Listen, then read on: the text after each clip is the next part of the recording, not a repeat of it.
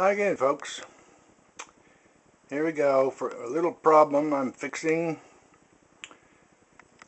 the record amplifiers, which I have here in my left hand. They're plug-in units that slide into edge connectors. Fantastic idea for this design.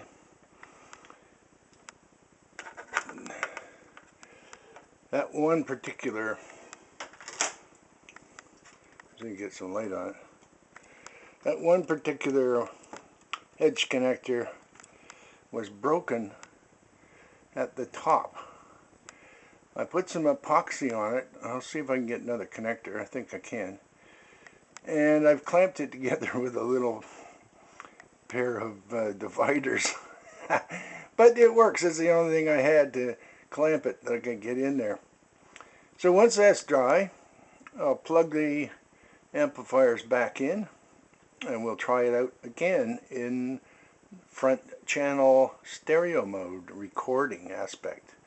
It works in the playback for that, but it doesn't right now. So we'll see what happens when I get this thing glued back together. I may have to get another connector and rewire it to a new one. Anyway, this thing is so easy to work on. It's amazing. Love it.